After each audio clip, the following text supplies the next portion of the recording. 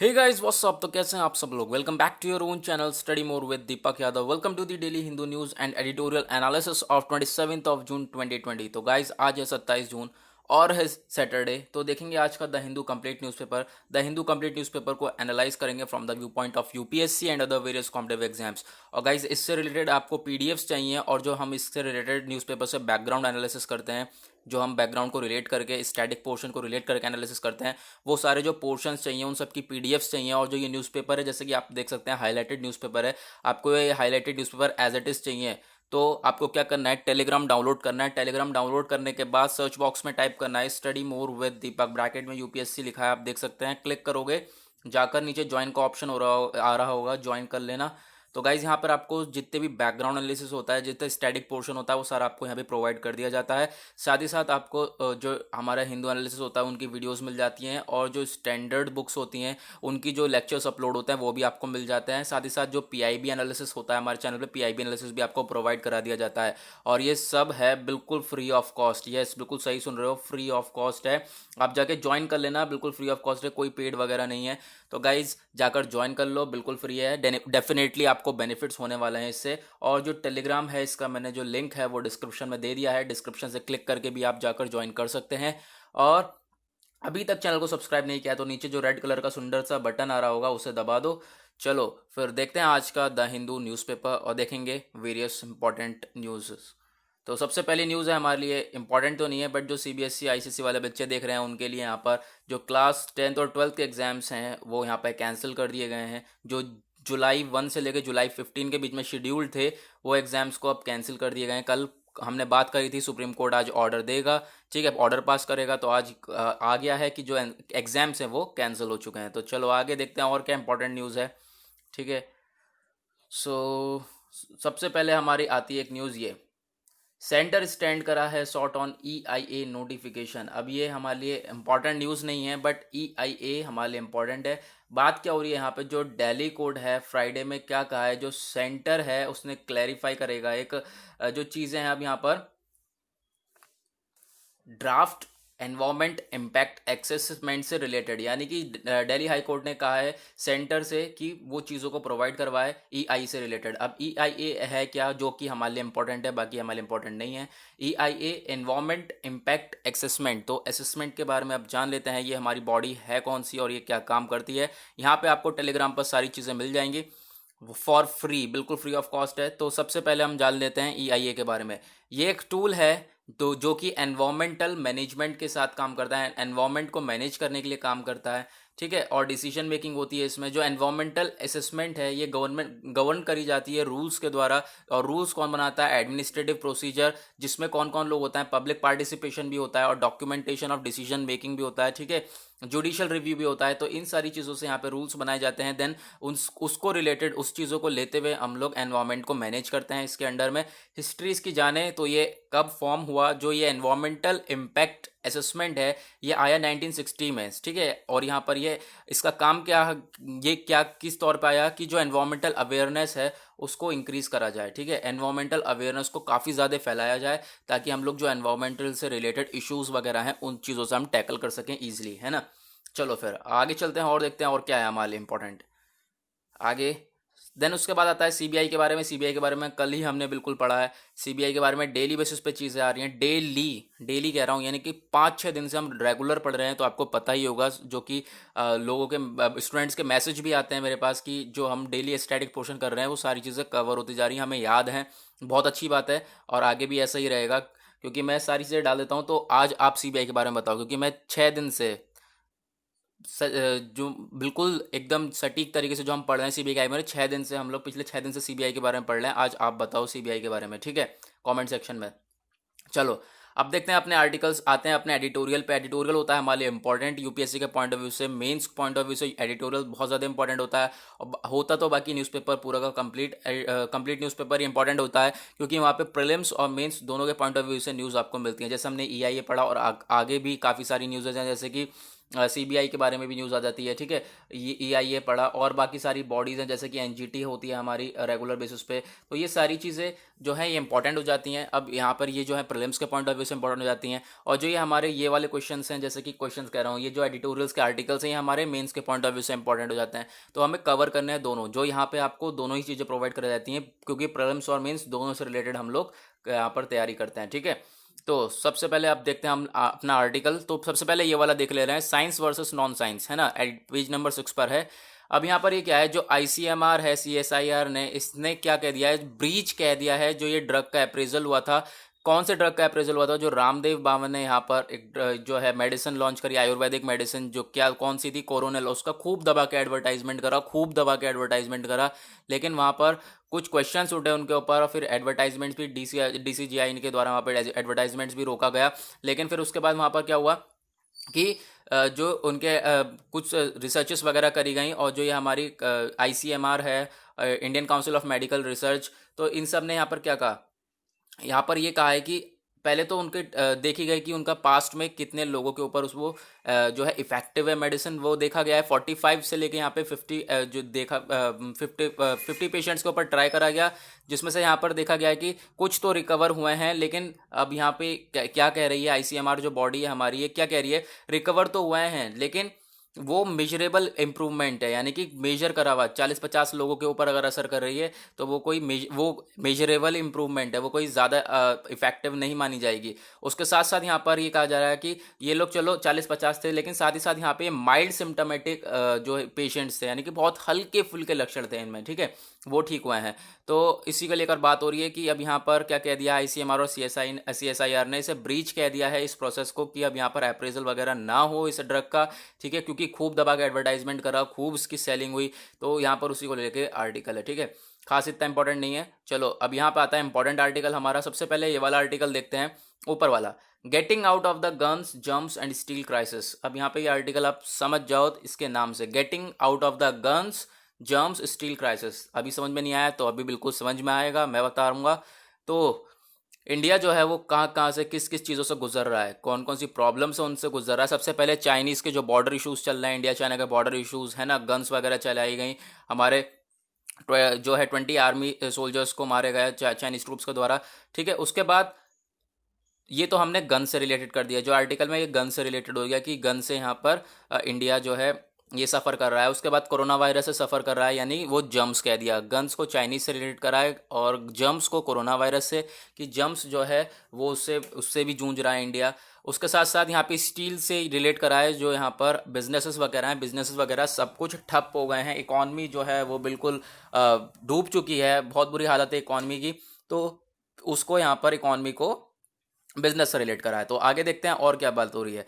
अब जो Chinese military है, ठीक है, चाइनीज़ मिलिट्री से हमारा जो है अच्छा खासा कुछ भी नहीं चल रहा है, कि जो इश्यूज़ वगैरह हुए हैं बॉर्डर इश्यूज़ को लेकर, उसको बात हो रही है। साथ ही साथ यहाँ पर जो कोविड-19 है उससे भी रिलेटेड यहाँ पे जो डेली बेसिस पे केसेस बढ़ते जा रहे हैं, वो उसका भी कोई सॉल्यूशन नहीं निकल पा रहा है। इकॉनमी जो है वो कोलैप्स हो गई है, इकॉनमी जो है बहुत ज़्यादा बुरी हो गई है। तो इसके लिए हमें ओवरकम करने के लिए कुछ चीज़ें चाहिए। क्या चीज़ चाहिए? ओवरकम करने के लिए हमें बहुत ज़्यादा ज़रूरत है कि हम इस चीज़ को जल्द से जल्द ओवरकम कर सकें। तो ओवरकम करने के लिए हमें सिर्फ और सिर्फ एक ही चीज़ चाहिए, वो है सिग्निफिकेंट फाइनेंशियल रिसोर्स। सिर्फ और सिर्फ पैसा चाहिए, इसकी पैसे से ही हम लोग इन सारी चीज़ों को ओवरकम कर सकते हैं, ठीक है। अब इकॉनमी ग्रो वगैरह हो ही नहीं रही है, पैसा कहाँ से आएगा? अब यहाँ पे और भी देखो, आगे सॉल्यूशन भी मिलेगा आपको, है ना, पूरा आर्टिकल देखेंगे आराम से। उसके बाद सबसे पहले अब यहाँ पर ये चीज़ें देखते हैं, हम लोग अगर कंबाइन करें हेल्थ एक्सपेंडिचर स्टेट्स और सेंट्रल गवर्नमेंट का, तो भी हमारी कंट्रीब्यूट करता है ये 1.5% जीडीपी। जीडीपी क्या होती है? Gross domestic product. ये जीडीपी होता है हमारे इकॉनमी के पॉइंट ऑफ व्यू से बहुत ज़्यादा इंपॉर्टेंट। ग्रॉस डोमेस्टिक प्रोडक्ट जो कॉमर्स के बैकग्राउंड से उन्हें पता ही होगा जीडीपी के बारे में, वरना मैं अभी बताने वाला हूँ, ठीक है। तो चलो अभी पहले हम बात करते हैं, जो ये कंबाइन करें हम लोग पब्लिक हेल्थ एक्सपेंडिचर को स्टेट और सेंट्रल गवर्नमेंट दोनों का, तो मिला के दोनों को दोनों सिर्फ केवल एक 1.5% जीडीपी कंट्रीब्यूट करता है। जो कि कंपैरिजन देखें चाइना का, तो चाइना 3% और अमेरिका 9% यहाँ पे कंट्रीब्यूट करता है, ठीक है। तो आप लगा सकते हो कि पहले से जीडीपी देखोगे, हमारा वो जीडीपी को आप ग्रोथ ही कहोगे, हमारी जो कंट्री की वो ग्रोथ जीडीपी से देखी जाएगी। तो जब ग्रोथ है ही नहीं, तो इतना ही यहाँ पर कंट्रीब्यूट कर सकेगा। तो उसको लेकर यहाँ पर बात हो रही है। उसके बाद यहाँ पे कोई ऑप्शन नहीं है हमारे पास, कोई भी ऑप्शन नहीं है रादर देन हम लोगों को क्या करना है, हेल्थ एक्सपेंडिचर के साथ साथ हेल्थ एक्सपेंडिचर में मनी से रैंप अप करना है, सिग्निफिकेंटली रैंप अप करना है। अगर हमें सिग्निफिकेंटली अगर रैंप अप करना है, हमें एक्सपेंडिचर करने हैं, इंफ्रास्ट्रक्चर डेवलपमेंट करना है अपने हेल्थ इंफ्रास्ट्रक्चर से रिलेटेड, तो हम लोगों को पैसे की बहुत ज़्यादा ज़रूरत है, सिग्निफिकेंट यहाँ पे पैसे की ज़रूरत है। तो फाइनेंशियल रिसोर्स की ज़रूरत है, यहाँ पर हमें पैसा इन्वेस्ट करना ही पड़ेगा, ठीक है, चीज़ों में। और वो कैसे आएगा, वो इकॉनमी ग्रो होगी तभी आएगा। ठीक है, तो आगे चलते हैं, क्योंकि जब हमारा हेल्थ इंफ्रास्ट्रक्चर जो है वो स्ट्रेंथ होगा, वो पावरफुल होगा, तो क्या होगा, हम लोग जो है कोविड-19 के अगेंस्ट फाइट ईजिली कर सकते हैं। उसके बाद आपको पता ही है कि जो लॉकडाउन लगा, नेशनल लॉकडाउन लगा, उसने जो इकॉनमी है उसे उखाड़ के फेंक दिया है। इकॉनमी जो है वो बहुत बुरी हालत हो गई है उसकी। ठीक है, इकॉनमी जो है, अब पहले एक चीज़ बात करें, इकॉनमी के 4 ड्राइवर्स होता है, मतलब 4 चीज़ों पे ग्रो होती है इंडियन इकॉनमी, जो हमारी अर्थशास्त्र होती है वो 4 चीज़ों पे ग्रो होती है। सबसे पहले कंजम्पशन, पीपल, पहले पीपल की स्पेंडिंग, यानी पर्सन है वो पहले खर्च करेगा चीज़ को, या किसी चीज़ के ऊपर, यानी उसने एक प्रोडक्ट लिया, उसको उसके ऊपर उसने पैसा खर्च किया, ठीक है, उसको कंज्यूम करा। ठीक है, उसके बाद गवर्नमेंट स्पेंडिंग, और गवर्नमेंट स्पेंड करा गवर्नमेंट ने, फिर उसके बाद इन्वेस्टमेंट, और उसके बाद एक्सटर्नल ट्रेड। ये हमारी 4 चीज़ें हैं जिसकी वजह से इकॉनमी चलती है, हमारी ग्रो होती है। तो ये सारी चीज़ें नेशनल लॉकडाउन के दौरान हुई नहीं, और उसके बाद यहाँ पे किसी के पास पैसा वैसा है ही नहीं, बहुत कम पैसा है, जिसकी वजह से अब यहाँ पर क्या हो रहा है कि जो लॉकडाउन है उसकी वजह से जो पीपल को शट ऑफ कर दिया है, और यहाँ पे 2 महीने का जो लॉकडाउन लगा है उसकी वजह से इंडियन इकॉनमी और ज़्यादा डाउन हो गई है, बिल्कुल गिर चुकी है हमारी इकॉनमी। ठीक है, अब यहाँ पर जो देखें, एक सॉल्यूशन देखें, जो इन्वेस्टमेंट है वो यहाँ पे कोई जायज़ ऑप्शन नहीं दिख रहा है, कोई जायज़ सॉल्यूशन नहीं दिख रहा है, क्योंकि जो डिमांड है ही नहीं गुड्स और सर्विसेज की, लोगों के पास ऐसा है ही नहीं, कुछ खरीद ही नहीं रहे हैं। जब डिमांड ही नहीं है तो इन्वेस्टमेंट करके क्या करोगे।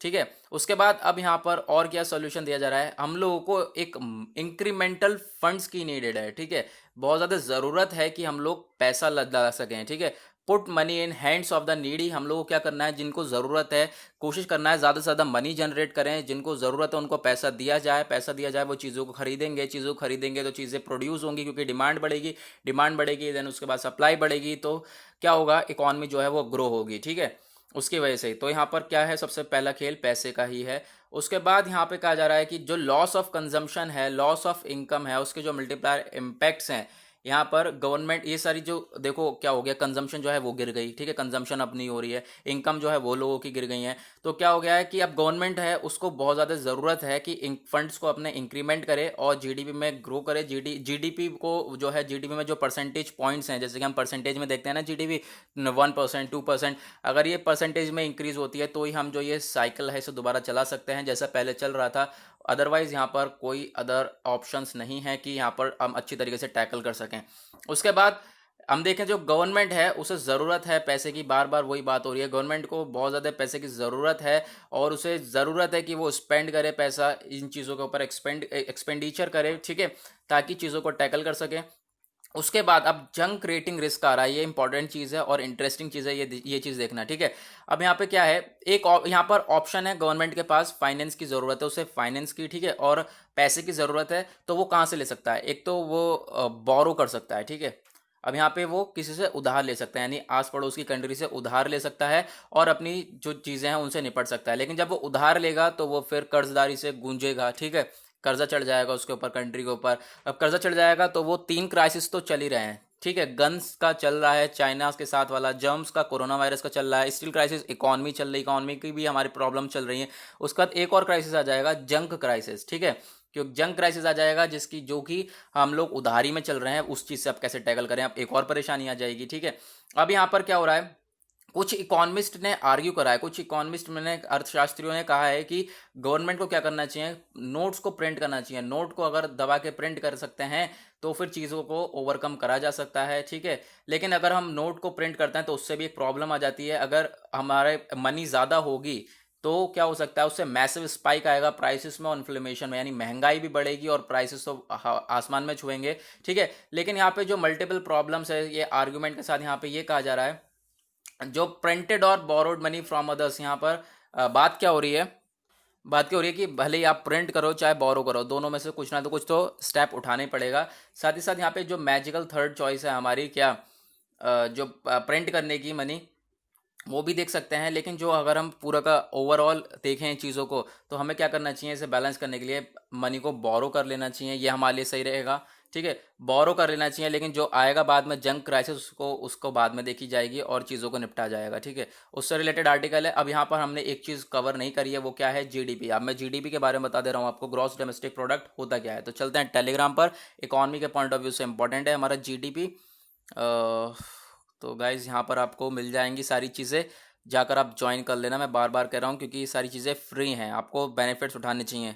उसके बाद चलो GS3 से हमारा रिलेटेड होता है इकोनॉमी से। What is GDP? Gross domestic product एक मॉनेटरी वैल्यू है जो कि हमारी कंट्री में गुड्स और सर्विसेज जो कि कंट्री में प्रोड्यूस हो रही है, कंट्री में बन रही हैं गुड्स एंड सर्विसेज एक स्पेसिफिक टाइम पीरियड में। ठीक है, तो जो गवर्नमेंट वो जीडीपी है वो प्रोवाइड कराती है इकोनॉमी स्नैपशॉट कंट्री की। ठीक है, यहाँ पर क्या बताया जाता है, जितनी भी अब गुड्स और सर्विसेज प्रोवाइड कराई जाती हैं, गुड्स और सर्विसेज प्रोड्यूस कर रहे हैं कंट्री में, वो क्या बताएगी, जितनी ज़्यादा होगी वो जो साइज हो जाए, हमारी इकोनॉमी का साइज होगा वो बढ़ जाएगा, कम होगी गिर जाएगा। यानी कि ये सारी चीज़ें हमारी इकोनॉमी और इकोनॉमी की ग्रोथ रेट और ये सारी चीज़ों का साइज के ऊपर मैटर करेगा। ठीक है, और जो जीडीपी होती है वो कैलकुलेट करी जाती है 3 वे में। एक्सपेंडिचर, प्रोडक्शन, इनकम, यानी कितना खर्चा कर रहा है इंसान और कितना प्रोडक्शन कर रहा है और कितनी इनकम है। ठीक है, अगर ये तीनों ही चीज़ें हाई होंगी तो फिर जीडीपी भी ग्रो होगी। ठीक है, तो चलो आगे देखते हैं। आगे यहाँ पर आता है हमारा, पेंडेमिक ने इम्पोज कर दिया स्टीप लर्निंग कर्व। यानी कि अब यहाँ पर ऑनलाइन एजुकेशन की बात हो रही है थोड़ी बहुत, कि ऑनलाइन एजुकेशन को हम स्ट्रॉन्ग कर दें तो चीज़ों से लड़ सकते हैं। ठीक है,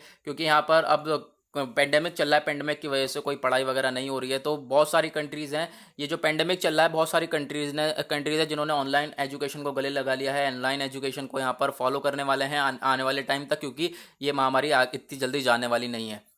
उसके बाद यहाँ पर इंडिया की बात हो रही है, इंडिया भी यहाँ पर इस तरीके से ही जूझ रहा है। और यहाँ पर एक हम लोगों को क्लियर टेक्नोलॉजी, यहाँ पर जो कि क्लियर टेक्नोलॉजी वो बहुत बड़ा रोल प्ले करने वाली है आने वाले सालों में। ठीक है, आने वाले सालों में एक बहुत बड़ा रोल प्ले करने वाली है, क्योंकि यहाँ पर अभी कोई चांसेस नहीं दिखाई दे रहे हैं कि वापस चीज़ों को रीओपन करा जाए, क्योंकि जो केसेस हैं वो दिन ब दिन बढ़ते जा रहे हैं। क्लासरूम्स के बियॉन्ड यहाँ पे, अगर हम क्लासरूम की बात तो हालांकि अलग है, लेकिन जो रिसर्चेस वगैरह होती थी यहाँ पर इंडिया वगैरह में और सारी जगहों में, वो सब रुक गई हैं इसी की वजह से। और ये सब कब रिज्यूम होंगी, कब वापस आएंगी, इन सब का कोई कुछ अभी पता नहीं है।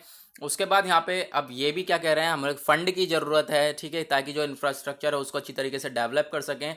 ठीक है, ताकि हम चीज़ों से लड़ सकें।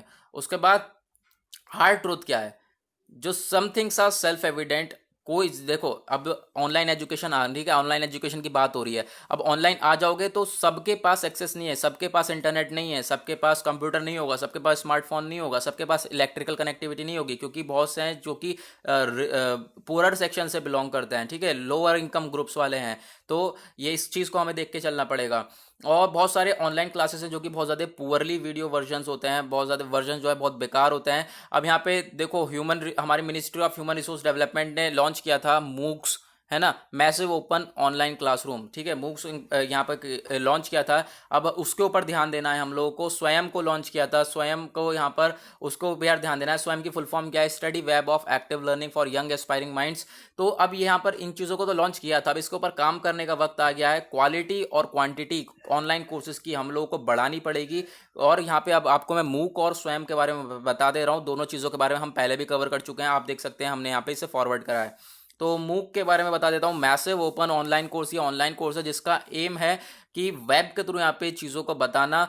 फिल्म लेक्चर्स होते हैं, रीडिंग्स, प्रॉब्लम सेट, और ये बहुत सारे यहाँ पर बहुत सारी चीज़ें ऐसी होती हैं जो कि इंटरैक्टिव कोर्सेज होंगे जो इसके अंडर में परफॉर्म करे जाते हैं। ठीक है, उसके बाद ये इंट्रोड्यूस कब हुआ था, 2008 में, और एमर्ज कब हुआ था as a popular mode of learning, यहाँ पे 2012 में ये लागू हुआ। और अर्ली जो मूक्स हैं, ये आप यहाँ पर एक सी मूक्स होता है, ये एक्स मूक्स होता है, इसके बारे में आप जान सकते हैं। पहले हम स्वयं के बारे में बात कर रहे हैं। स्वयं की जो फुल फॉर्म है, study webs of active learning for expiring minds, ये एक Indian massive open online course है। ठीक है, मूक है, ये मूक प्लेटफॉर्म है। स्वयं एक इनिशिएटिव है जिसको लॉन्च करा गया था ministry of human resource development, government of India ने अंडर डिजिटल इंडिया के अंडर में इसे यहाँ पर लॉन्च किया था। और यहाँ पर free entry to web course दिया गया था। और जो हाई स्कूल है, हाई स्कूल स्किल सेक्टर हैं उनके लिए यहाँ पर फ्री एंट्री कोर्स दिया गया था और ये लॉन्च किया गया था 9 जुलाई 2017 में ऑनरेबल प्रेसिडेंट ऑफ इंडिया के द्वारा। स्वयं जो है वो डेवलप किया गया था cooperatively by ministry of human resource and development के द्वारा और AICTE all India council for of technical education के द्वारा और माइक्रोसॉफ्ट की हेल्प लेके इसे डेवलप किया गया था। यहाँ पर फैसिलिटेट करे गए थे 2000 कोर्सेज और जो प्लेटफॉर्म है ये ऑफर करता है फ्री एक्सेस, सबके लिए फ्री एक्सेस, क्लास 9 से लेके पोस्ट ग्रेजुएशन तक बिल्कुल फ्री है। और यहाँ पे जो प्रोफेसर्स और फैकल्टी होते हैं जिन्हें फंड देती है इंस्टीट्यूट्स जैसे कि IITs, IIM, IISR, यहाँ पर ये लोग पढ़ाते हैं। स्वयं के अकॉर्डिंग देखें तो 203 जो है पार्टनरिंग इंस्टीट्यूट्स हैं और 2748 कंप्लीटेड कोर्स हैं। और यहाँ पे आप देख सकते हैं 1254199 स्टूडेंट एनरोलमेंट है, 915538 एग्जाम रजिस्ट्रेशन है, 654664 सक्सेसफुल सर्टिफिकेट्स हैं इसके अंडर में। तो हमने काफ़ी सारी चीज़ें कवर करी मूक और स्वयं के बारे में। तो अब उसी को लेकर बात हो रही है कि इनको इन्हेंस करना पड़ेगा, इनको क्वालिटी अच्छी करनी पड़ेगी। अब यहाँ पे कुछ और चीज़ हो रही है, जो क्वालिटेटिव चेंजेस हैं वो लाने पड़ेंगे, जैसे कि आर्टिफिशियल इंटेलिजेंस है उसे काम करना पड़ेगा, आर्टिफिशियल इंटेलिजेंस को और अच्छा करना पड़ेगा अगर हमें अपनी चीज़ों को स्टडी, ये जो ऑनलाइन स्टडी है उसको अच्छी तरीके से आगे बढ़ाना है। तो ये जो अडॉप्शन है ऑनलाइन एजुकेशन का, ये इसे ज़रूरत है कि बिल्कुल सेंसिटिविटी से काम करा जाए।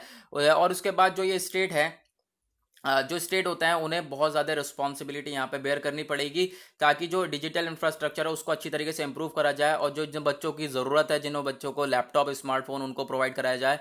और यहाँ पर अगर इस तरीके से चलते हैं तो ऑब्वियसली हम लोग चीज़ों को अचीव कर पाएंगे।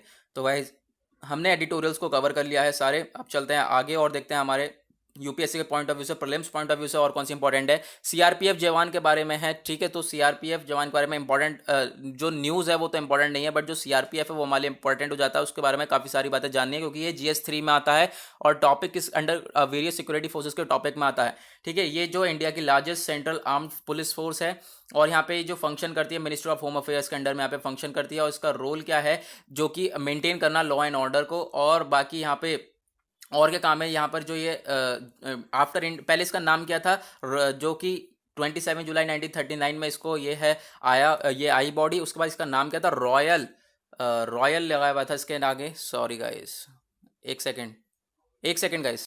पहले ये 27 जुलाई 1939 में यहाँ पे ये क्राउन रिप्रेजेंटेटिव था, लेकिन इंडिपेंडेंट जब इंडिया जो है इंडिपेंडेंस हुआ उसके बाद से 28 दिसंबर 1949 से ये लागू हो गया, ठीक है। और बाकी सारे आप यहाँ पे देख सकते हैं इसके जो ऑब्जेक्टिव्स हैं वो क्या क्या हैं, आप इन चीज़ों के बारे में देख सकते हैं। क्राउड को कंट्रोल करना और बाकी सारी चीज़ें, काउंटर मिलिट्रेसी, और यहाँ पर आप ये सारी चीज़ों को देख सकते हैं, ठीक है। Fighting aggression during war time, तो ये सारी चीज़ें हो गई।